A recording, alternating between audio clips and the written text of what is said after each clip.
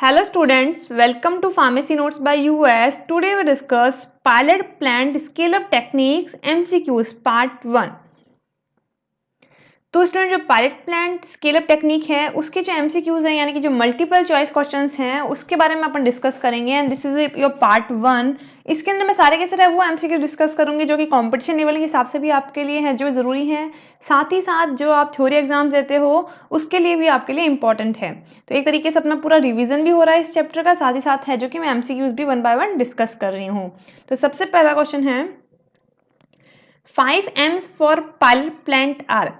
तो pilot plant की अगर अपन बात करें तो पायलट प्लांट के अंदर मैंने आपको बताया था कि बेसिकली जो भी आपने काम किया है लैब स्केल से आप एक छोटे जगह पे यानी कि पायलट प्लांट पे काम करोगे उसको स्केल अप करने के लिए, राइट.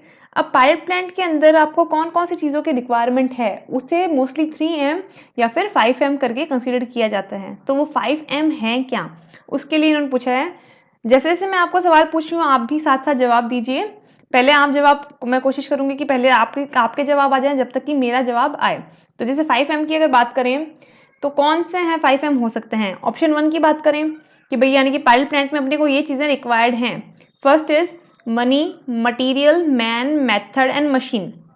यानी कि मनी भी रिक्वायर्ड है आपको, मटीरियल भी रिक्वायर्ड है, मैन लेबर भी रिक्वायर्ड है, मेथड्स रिक्वायर्ड है, मशीन्स या इक्विपमेंट्स रिक्वायर्ड हैं, राइट. बी की बात करें money, management, man, method, machine, ये सारी चीज़ें रिक्वायर्ड हैं. Then money, material, man, motion and machine and D none of the above. तो अगर आप देखें तो गौर से सब में सूटेबिलिटी की अगर बात करें कि सबसे ज़्यादा किस चीज़ की रिक्वायर्ड है तो ऑब्वियस से आपको मनी की रिक्वायरमेंट है, आपको मटीरियल की भी रिक्वायरमेंट है, मैन की भी रिक्वायरमेंट है, मेथड की भी रिक्वायरमेंट है, मशीन की भी रिक्वायरमेंट है. मैनेजमेंट भी it is also important, but अगर आपके पास मटीरियल ही नहीं होगा तो आप मैनेजमेंट का करोगे क्या. Right answer will be A. Then next question is objective of pilot plant are. यानी कि जो पायलट प्लांट है उसका मेन ऑब्जेक्टिव क्या है. पायलट प्लांट यानी कि जो लैब स्केल से प्रोडक्शन स्केल पे जो काम किया जाता है उसके बीच में जो पायलट प्लांट अपने बिल्डअप करते हैं, मेन रीजन क्या है, किस लिए किया जाता है. ऑप्शंस हैं to find mistakes on small scale and make profit on large scale. यानी कि स्मॉल स्केल पे अपने को उसकी गलतियां पता चल जाए कि जो भी अपने लैब स्केल पे काम किया है और उसे अपन वहीं सुधार के लार्ज स्केल पे प्रोडक्शन करके उसका प्रॉफिट कमा सकें. Then to produce physical and chemical stable form. Again क्योंकि आप जब स्मॉल स्केल पे काम कर रहे हो तो एक्सीपिएंट की क्वांटिटी कम ले रहे हो, आप इक्विपमेंट सचेज यूज़ नहीं कर रहे. बट जैसे ही आप पायलट प्लांट पे जाओगे तो ये सारी चीज़ें आप यूज़ करने की कोशिश करोगे जो कि आप लार्ज स्केल पे कन्वर्ट करके देखोगे. तो वहाँ पे किस सिस्टम के साथ वो कितना फिजिकली स्टेबल है, केमिकली कितना स्टेबल है, इक्विपमेंट के साथ कितना कोऑपरेट कर रहा है, ये सारी की सारी चीज़ें अपन फॉर्मुलेशन में आसानी से देख सकते हैं. Then to identify the critical feature of that process. Again obvious है जब आप एक नॉर्मल यानी लेब स्केल से बहुत बड़े प्रोडक्शन पे लेके जा रहे हो तो वहाँ पे mixing time, mixing temperature, rate, ये सारी की सारी चीज़ें हैं जो कि इंपॉर्टेंट होगी. तो वहाँ पे अगर कुछ भी है जो कि गड़बड़ होती है तो वहाँ पे आपके जो ड्रग कंटेंट है, यूनिफॉर्मिटी ऑफ डोज है, वो चीज़ नहीं मिलेगी. तो ये सारे जो क्रिटिकल फीचर्स हैं ये अपन अगर पायलट प्लांट पे स्मॉल स्केल पे अगर देख लें तो लार्ज स्केल पे प्रोडक्शन में अपने को बड़ा बैच है जो कि उसका नुकसान नहीं उठाना पड़ेगा. And D is the all of the above. तो ऑब्वियस है पायलट प्लांट के सारे ऑब्जेक्टिव्स ही हैं कि भाई कम समय में अपने को ज़्यादा से ज़्यादा प्रॉफिट के बारे में पता चल जाए, मिस्टेक्स कम हो लार्ज स्केल पे. इसलिए अपन छोटे रूप में एक बार सैंपल बना के देख रहे हैं. सिस्टम को स्टेबल करने के लिए पायलट प्लांट का निर्माण किया जाता है, साथ ही साथ जो क्रिटिकल फीचर्स हैं या जो क्रिटिकल पैरामीटर हैं उनको इन्वेस्टिगेट करने के लिए भी करते हैं. तो आंसर क्या हो जाएगा इसका, D all of the above. Next is importance of pilot plant are. यानी कि बेसिकली जो पायलट प्लांट है उसका इंपॉर्टेंस क्या है. अगर पायलट प्लांट नहीं होगा तो अगर सीधा अपन लैब स्केल से प्रोडक्शन स्केल पे लेके जा रहे हैं तो उसकी जो मेन इंपॉर्टेंस है वो कहाँ दिक्कत आएगी. तो सबसे पहले अगर बात करें ऑप्शंस की तो ऑप्शन नंबर 1 है एग्जामिनेशन ऑफ फॉर्मली. ऑब्वियस है कि जो आपने फॉर्मूला बनाया है लैब स्केल पे उसके साथ आप जो चीज़ें मिक्स कर रहे हो, एक्सपेरिमेंट्स ऐड कर रहे हो, इक्विपमेंट्स के साथ कुछ क्रिटिकल पैरामीटर्स एडजस्ट कर रहे हो, उसका सारा का सारा एग्जामिनेशन है जो कि आप पायलट प्लांट पे आसानी से कर सकते हैं. जैसे सपोज लार्ज स्केल में आपको 10 लाख मेडिसिन बनानी है तो आप 50,000 का बैच है जो कि पायलट प्लांट पे देख के सारी की सारी जो टर्म एंड कंडीशंस हैं उस फॉर्मुलेशन के साथ सूटेबल वो सारी की सारी इन्वेस्टिगेट कर सकते हैं. Then production rate adjustment. Again कि भाई जो पायलट प्लांट पे अपन काम कर रहे हैं उसके आधार पर अपन ये भी पता लगा सकते हैं कि जब अपन लार्ज स्केल पे शिफ्ट होंगे तो कितने समय में कितना प्रोडक्ट है जो कि डिस्पैच हो जाएगा। Again idea about physical space required, साथ ही साथ जब आप पायलट प्लांट पे काम कर रहे हो तो आप एक फॉर्मुलेशन को एक डिफरेंट डोजेस फॉर्म में कन्वर्ट करने की कोशिश कर रहे हो, राइट। तो उसके अंदर कितने कितने स्टेप्स आएंगे, उन स्टेप्स के लिए आपको कितने कितने रूम चाहिए, कितने कितने इक्विपमेंट्स चाहिए, किस तरीके से उसकी है जो कि एरिया होनी चाहिए आपकी पूरी की पूरी फैक्ट्री की, ये सारी की सारी स्पेस भी आपको पायलट प्लांट से आसानी से पता चल सकती है। तो इससे क्या होगा, जब आप प्रोडक्शन स्केल पे जा रहे हो तो जो एरर्स हैं वो कम से कम होंगे। And D is all of the above, तो बिल्कुल सही है, सारे के सारे जवाब सही हैं, तो right answer will be all of the above, यानी कि सारी की सारी जो ऑप्शंस हैं ये इंपॉर्टेंट है पायलट प्लांट में। Next is important step involve in scale up are, यानी कि बेसिकली कौन से स्टेप्स हैं जो कि इन्वॉल्व होते हैं स्केल अप में। ऑप्शंस देखें, conducting laboratory studies, rate controlling step adjustment, design and construct a pilot plant. तो ऑब्वियस है सारी की सारी चीज़ें ही हैं जो कि इंपॉर्टेंट है step involve in scale up, यानी कि सारे के सारे स्टेप्स हैं जो कि इन्वॉल्व हैं स्केल अप के अंदर। आपको लेबोरेटरी स्टडीज़ करनी पड़ती हैं, आपको रेट कंट्रोलिंग स्टेप्स के बारे में देखना होगा कौन कौन से हैं, साथ ही साथ पायलट प्लांट के डिजाइन एंड कंस्ट्रक्शन के बारे में भी आपको देखना पड़ेगा। तो right answer will be D. Next question is full form of R&D department is, यानी कि R&D डिपार्टमेंट जो होता है उसकी फुल फॉर्म क्या है। तो जैसा कि मैंने आपको बताया है कि सबसे पहले क्या है, एक स्मॉल स्केल पे लैब स्केल पे है जो कि रिसर्च होगी, this is known as R&D department, right. यहाँ से जब चीज़ सूटेबल होती है, आप सारे के सारे क्लिनिकल टेस्ट कर लेते हैं, तब वो चीज़ लार्ज स्केल के लिए जाती है कि भाई हाँ अब इस time to make a profit on that particular product. तो उससे पहले अपन एक पायलट प्लांट यानी कि स्मॉल स्केल पे सारी की सारी प्रक्रिया को देखते हैं जो कि अपन लार्ज स्केल पे करने वाले हैं। यहाँ पे क्या सुटेबिलिटी है क्या नहीं है वो सारी चीज़ें चेक की जाती हैं। तो ये जो डिपार्टमेंट है जिसने रिसर्च एंड जिसने पूरी की पूरी रिसर्च की है, डेवलपमेंट किया है, वो किस तरीके से इस चीज़ को सक्सेसफुल करता है और इस चीज़ पे लेकर आता है, दिस इज़ वेरी इंपॉर्टेंट। तो when we know that the full form of R&D, तो R&D की जो फुल फॉर्म होती है वो होता है it is research and development department, okay. तो right answer will be C. बाकी ऑप्शंस अगर देखें तो record and development, rate and design, they are नहीं, सही आंसर रहेगा research and development. Next is general consideration for pilot plant to scale up techniques are, यानी कि अब आपने लैब स्केल से पायलट प्लांट पे काम करना शुरू कर दिया है, तब पायलट प्लांट में आपका जो मेन टारगेट है कि हमको मेन क्या है, इसको प्रोडक्शन पे लेके जाना है। तो प्रोडक्शन पे लेने के साथ आपको कौन कौन सी चीज़ें हैं जो कि इस पायलट प्लांट में ध्यान रखनी होंगी जो कि आपको प्रोडक्शन में कम से कम एरर दें। तो वो कौन कौन से कंसिडरेशन अपन देखते हैं। ऑप्शन देखें, रिपोर्टिंग रिस्पॉन्सिबिलिटी, यानी कि जो भी आप काम कर रहे हैं it must be reported. Personal requirement, किस किस तरीके के लोग चाहिए आपको काम के लिए। स्पेस रिक्वायरमेंट, स्टोरेज एरिया अलग होना चाहिए, एडमिनिस्ट्रेटिव डिपार्टमेंट अलग होना चाहिए, आपके जो इक्विपमेंट टेस्टिंग डिपार्टमेंट है वो डिफरेंट होना चाहिए। रिव्यू ऑफ फॉर्मूला, कौन सा एक्सीपिएंट है, कौन सा ग्रेड है, किस तरीके से यूज़ किए जा रहे हैं, कंसंट्रेशन क्या है, ये सारी चीज़ें। देन इक्विपमेंट्स, प्रोडक्शन रेट्स, ये सारी की सारी चीज़ें कि इक्विपमेंट आप कौन सा यूज़ कर रहे हो, प्रोडक्शन रेट आपकी कितनी है, कितने समय में कितना बैच है जो कि निकल रहा है, किस तरीके से आप प्रोसेस को इवेल्यूएट कर रहे हो, preparing of master manufacturing procedure, GMP considerations, यानी कि सारी की सारी चीज़ें हैं जो कि ऑब्वियस है अपने को चाहिए होती है जब अपन पायलट प्लांट से स्केल अप की तरफ जा रहे हैं, यानी कि सारी की सारी कंसीडरेशन आपको देखनी होंगी। तो ऑब्वियस है right answer will be D, all of the above. Next बात करते हैं, in pilot plant technique personal should have, यानी कि पायलट प्लांट की अगर बात करें तो जिसमें जो उसकी जनरल कंस्टिट्यूशन थी जिसमें पर्सनल रिक्वायरमेंट थी, तो पर्सनल रिक्वायरमेंट के पास जो पर्सन है वो कौन सी है जो कि कंडीशंस को फुलफिल करना चाहिए। Options are, first experience in pilot plant to operation as well as in actual production area, यानी कि जो पर्सन अपन ये ले रहे हैं पायलट प्लांट में उसको ये भी पता होना चाहिए कि जो रिसर्च एंड डेवलपमेंट डिपार्टमेंट में लैब स्केल पे जो फॉर्मुलेशन डिज़ाइन हुई है वो किस तरीके से हुई है उसको भी एक्सपीरियंस होना चाहिए। साथ ही साथ अपने साथ वो लोग भी होने चाहिए जिन्हें एक्चुअल प्रोडक्शन एरिया यानी कि लार्ज स्केल पे काम करने का अनुभव हो। Then it should understand intent to the formulae और as well as the understand to perspective of that production, साथ ही साथ जो भी लोग काम कर रहे हैं उनको ये पता होना चाहिए कि जो मेन अपना पर्सपेक्टिव है यानी कि जो अपना मेन उद्देश्य है उसको प्रोडक्शन पे लेके जाने का वो क्या है। तो यानी कि उसमें अगर कुछ मॉडिफिकेशंस हैं तो एटलीस्ट वो नो उसका टारगेट क्या है, किस लिए वो बनाई जा रही है, तो उसके अंदर वो कोई चेंजेस ना करें।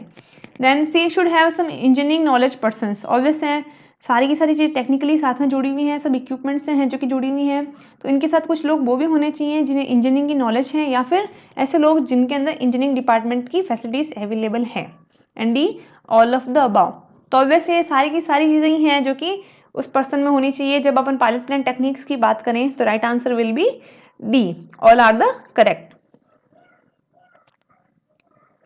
Next question is in pilot plant space requirement considered for, यानी कि जब पायलट प्लांट की बात करें तो एक जनरल कंसिडरेशन है स्पेस रिक्वायरमेंट, तो स्पेस रिक्वायरमेंट में कौन कौन सी स्पेस के लिए है जो कि देखा जाता है, यानी कि कौन कौन सी चीज़ों के लिए अपने को एक पर्टिकुलर एरिया के लिए बात की जाती है।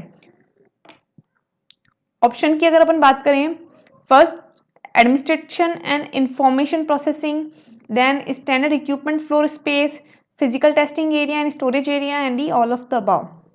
तो ऑब्वियस ही है पायलट प्लांट स्केल में एक तरीके से ये समझ लीजिए कि जो इंडस्ट्री है, जो मैन्युफैक्चरिंग कंपनी है, एक स्मॉल स्केल पर है, बट चीज़ें सारी की सारी हैं जो 5M है यहाँ पे भी कंसिडर तो हो ही रहे हैं, तो वो सारी की सारी चीज़ अपने को चाहिए at small scale, but we need a space for that particular things, right. यानी कि एडमिनिस्ट्रेटिव डिपार्टमेंट के लिए भी अपने को चाहिए, कोई मीटिंग्स है तो उसके लिए अपने को अलग कमरा चाहिए, इक्विपमेंट्स रखने के लिए डिफरेंट चाहिए, स्टोरेज के लिए डिफरेंट चाहिए जिसमें केमिकल्स अलग से स्टोर हो सकें, पैकेजिंग मटेरियल अलग अलग से स्टोर हो सकें, और जो फिनिश प्रोडक्ट्स हैं वो अलग से स्टोर हो सकें। फिजिकल टेस्टिंग एरिया जहाँ पे कुछ इक्विपमेंट्स ऐसे रखे हों जहाँ पे हम प्रोडक्ट को इवेल्यूट कर सकें, उसका एक डिफरेंट डिपार्टमेंट या डिफरेंट रूम होना चाहिए। तो ऑब्वियस है सारी की सारी चीज़ें ही सही है, तो right answer will be D. Then in pilot plant administration and information processing area should have space for meet of, यानी कि जो स्पेस एरिया है जिसमें administration and information processing area है उस वो कितने स्पेस का होना चाहिए कि कितने लोग उसके अंदर मीट कर सकें। ऑप्शंस की बात करें 8 to 10 people, 3 to 4 people, 10 to 20 and all of the above. तो ऑब्वियस अगर आप देखेंगे कि भाई बात अपन पायलट प्लांट की कर रहे हैं तो ये अभी भी फिलहाल एक स्मॉल स्केल पर है। यहाँ पे बस ये देखा जा रहा है कि जब अपन लार्ज स्केल पे जाएंगे तब किस तरीके से है जो कि काम होगा या सुटेबिलिटी चेक की जाती है। तो मोस्टली जो मीटिंग्स होती है वो लिमिटेड लोगों के अंदर ही होगी, जो कि लिमिटेड वहाँ पर जो साइंटिस्ट है जो कि काम कर रहे हैं, तो इतनी स्पेस वहाँ पे होनी चाहिए कि एक बार 4 से 5 या 3 से 4 लोग हैं जो कि बैठ सकें। तो right answer will be B, 3 to 4 peoples should have that space in administrative and information processing area. Then in pilot plant, physical testing equipments like balance, pH meter, etc. place in which area? यानी कि जो space requirement area है जिसमें physical testing equipments हैं जैसे कि balance या pH meter जो स्टेटिक हैं एक जगह फिक्स कर दिए जाते हैं, ये कौन से एरिया के अंदर रखे जाते हैं। ऑप्शंस की बात करें तो एडमिनिस्ट्रेशन एंड इंफॉर्मेशन प्रोसेसिंग, तो ऑब्वियस है यहाँ पे वो लोग बैठते हैं जो कि सारे एडमिनिस्ट्रेटिव डिपार्टमेंट संभालते हैं, साथ ही साथ डॉक्यूमेंटेशन रहता है। स्टोरेज की बात करें तो स्टोरेज में इसलिए जो पैकेजिंग मटेरियल है या जो फिनिश प्रोडक्ट्स हैं ये सारी चीज़ें रहती हैं। फिजिकल टेस्टिंग एरिया की अगर बात करें तो फिजिकल टेस्टिंग एरिया के अंदर ये सारे के सारे इंस्ट्रूमेंट रहते हैं like balance, pH meter etcetera, जो कि एक पर्टिकुलर लोकेशन पे फिट कर दिए जाते हैं और यहाँ पे आप अपने ड्रग को इवेल्यूएट कर सकते हो। तो right answer will be C. While अगर अपन ऑप्शन डी की बात करें तो जो फ्लोर स्पेस है यानी कि इक्विपमेंट कहाँ कहाँ रखे जा सकते हैं स्पेस में, this is a standard floor space equipments. Then 11 number is in pilot plant in space requirement fourth area is। अब अगर आप पायलट प्लांट की बात करें तो स्पेस रिक्वायरमेंट पर अपने 4 हैं जो कि एरियाज पढ़े थे कि किन किन चीज़ों के लिए अपने को स्पेस की रिक्वायरमेंट रहती है, राइट। तो उसमें जो स्पेस रिक्वायरमेंट है यानी कि बेसिकली उसके अंदर जो फोर्थ एरिया है, फोर्थ एरिया किसे कहा गया है। तो ऑप्शंस की अगर मैं याद करूं तो ऑब्वियस से 4 तरीके के एरियाज थे। कौन कौन सा? सबसे पहला था एडमिनिस्ट्रेटिव, क्योंकि जब भी आप कोई काम कर रहे हो तो आपको एक मैनेजमेंट टीम बनानी पड़ेगी, वो आपका हो गया एडमिनिस्ट्रेटिव डिपार्टमेंट, राइट। उसके बाद आप इक्विपमेंट्स लाओगे जहाँ पे आप काम करोगे, तो वो हो गया आपका इक्विपमेंट फ्लोर स्पेस। उसके बाद उन पर्टिकुलर प्रोडक्ट्स को जो कि बन चुके हैं उनको आप टेस्ट करोगे, तो this is a physical testing area. उसके बाद आपका रहेगा स्टोरेज एरिया जहाँ पे आप जो फिनिश्ड गुड प्रोडक्ट्स हैं उनको स्टोर कर दोगे। तो ऑब्वियस अगर 1 by 1 भी अगर बात करें तो फोर्थ एरिया ऑटोमेटिकली कौन हो गया आपका? Storage area. So the right answer will be D. Then full name of CGMP is, तो अगर आप देखें पायलट प्लांट में जनरल कंसिडरेशन के अंदर भी ये चीज़ आई थी कि जो भी आप काम कर रहे हो वो आपका according to good manufacturing practices होना चाहिए। अब गुड मैन्युफैक्चरिंग प्रोसीजर्स के अंदर भी बेसिकली ये चीज़ देखी जाती है कि इट मस्ट बी करंट, यानी कि राइट नहीं, जो करंटली अपडेटेड चीज़ें क्या हैं उसके आधार पे होनी चाहिए। ऑप्शंस की बात करें तो current great manufacturing practices, current good manufacturing practices, current good manufacturing procedures and none of the above. तो ऑब्वियस है CGMP की फुल फॉर्म क्या रहती है? A, current great manufacturing practices, right, sorry, current good manufacturing practices. Right answer will be B.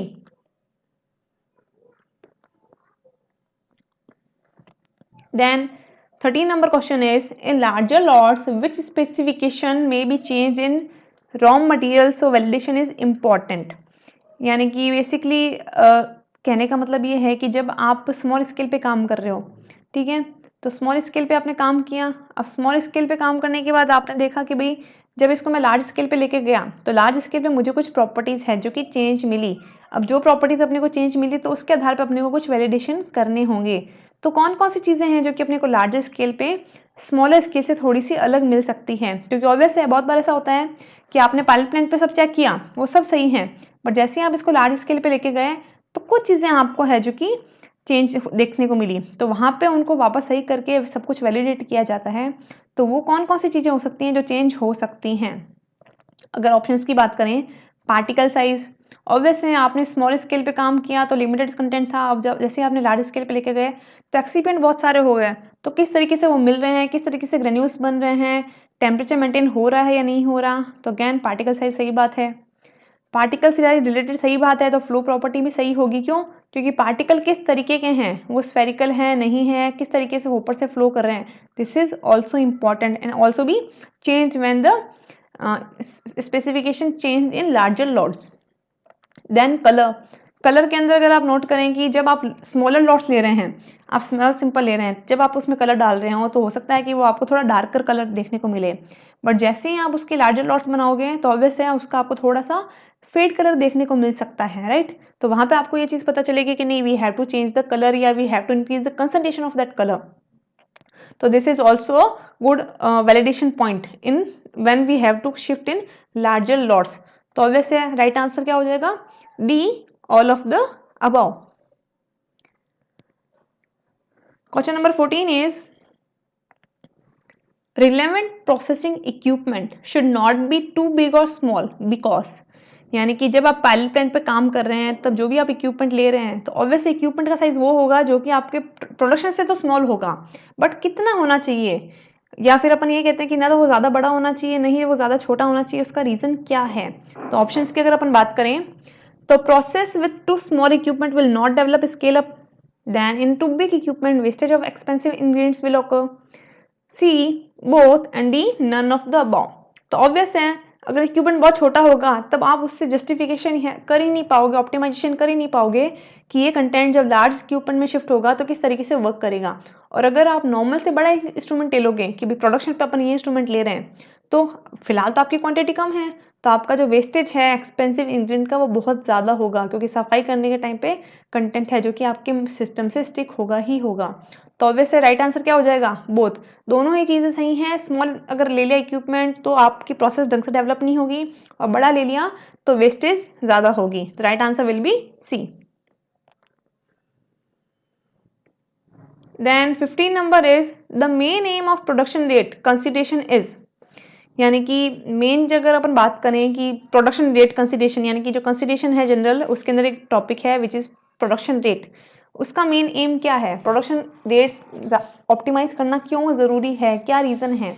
Options की बात करें, production rate consider because to maintain the quality with speed, only to increase profit, to decrease labour cost and none of the above.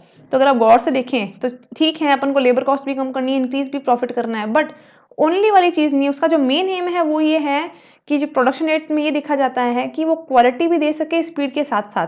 ये ऐसा नहीं है कि आप बहुत ज़्यादा स्पीड कर दो तो क्वालिटी नहीं आए।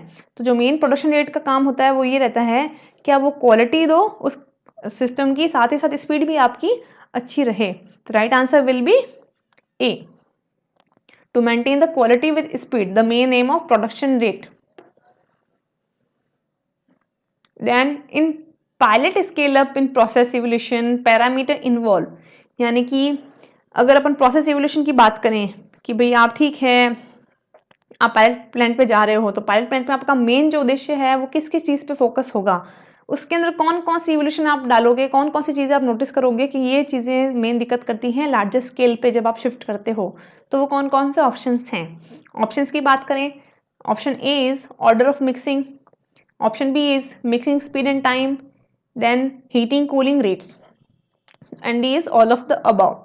तो ऑब्वियस है जब अपन पायलट प्लांट पे काम कर रहे हैं तो ये सारी की सारी चीज़ें अपन ऑप्टिमाइज करने की कोशिश करेंगे कि जो भी आप फॉर्मुलेशन बना रहे हो जिसमें सपोज 10 इंग्रेडिएंट हैं, उसमें ऑर्डर ऑफ मिक्सिंग क्या है, पहला इक्विपमेंट कौन सा आ रहा है, दूसरा कौन सा आ रहा है, तीसरा कौन सा आ रहा है, कितने समय तक मिक्स कर रहे हो, कितनी स्पीड से मिक्स कर रहे हो, कितनी जल्दी ठंडा कर रहे हो, किस तरीके से गर्म कर रहे हो, ये सारी की सारी चीज़ें हैं जो कि ऑप्टिमाइज की जाती हैं। क्यों?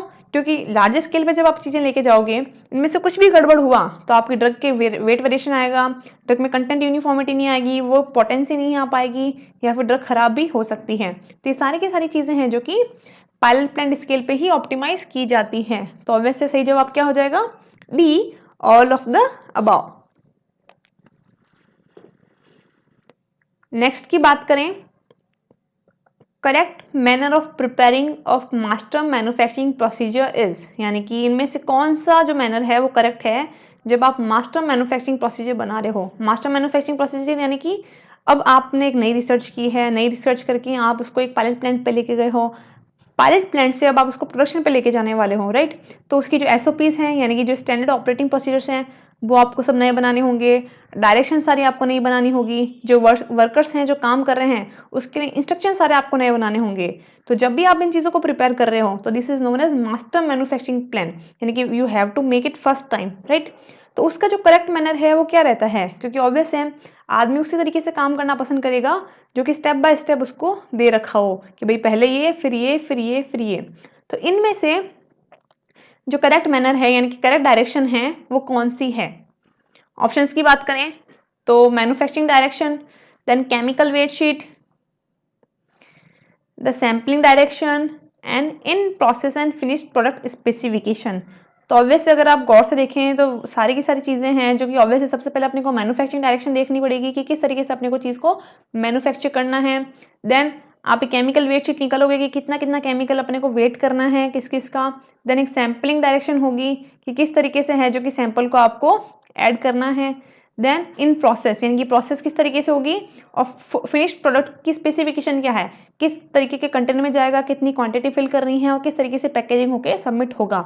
ये सारी की सारी स्पेसिफिकेशंस है जो कि लिखी जाती हैं, इसके स्टैंडर्ड ऑपरेटिंग प्रोसीजर्स हैं जो कि क्रिएट किए जाते हैं। तो अगर करेक्ट मैनर की बात करें वन बाय वन तो ऑब्वियस है सारी की सारी चीज़ें ऑलरेडी मैनर में हैं। ऑप्शंस की अगर बात करें तो पहले ए फिर बी फिर सी एंड डी आएगा।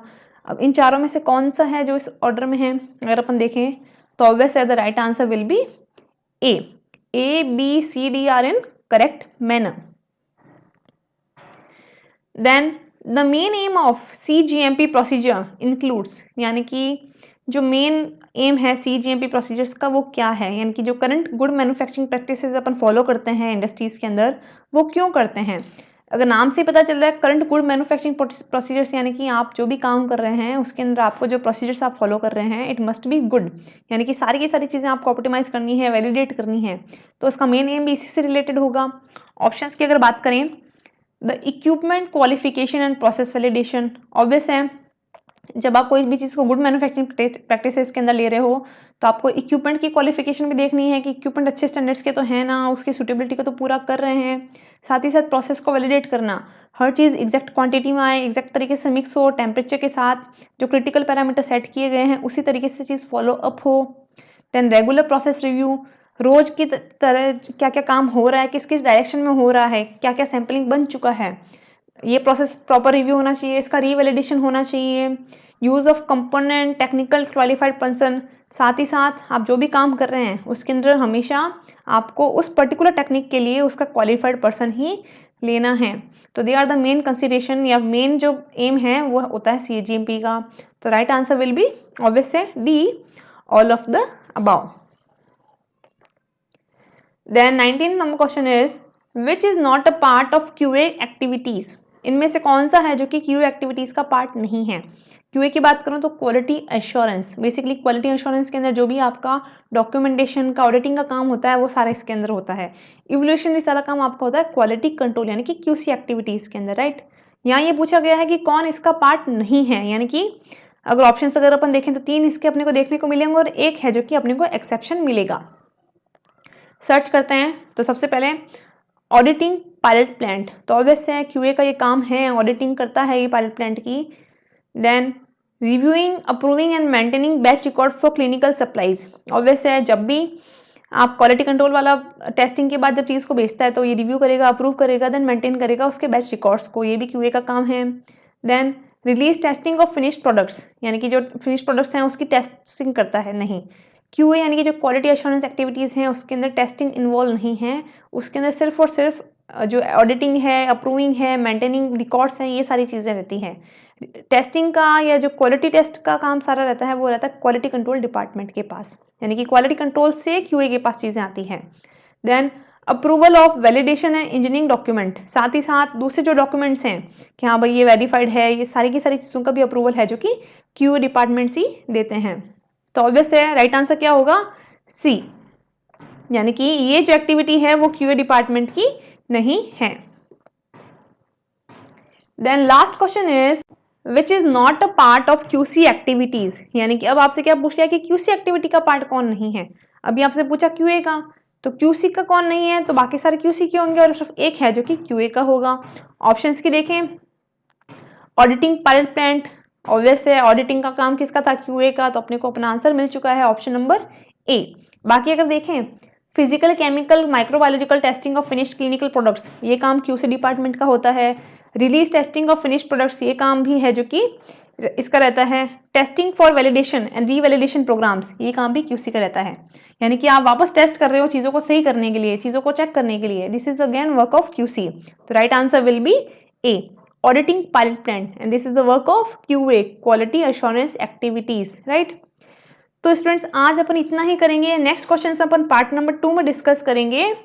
And I hope you understand, और ये आई थिंक मेरे हिसाब से ज़्यादा आपके कॉम्पिटिशन एग्जाम्स के लिए इंपॉर्टेंट रहेगा, और एक तरीके से एक चैप्टर रिवीजन भी आपका हो रहा है। So thank you, I hope you understand and enjoy the video. Please like, share and subscribe, and don't forget to press the bell icon. Thank you.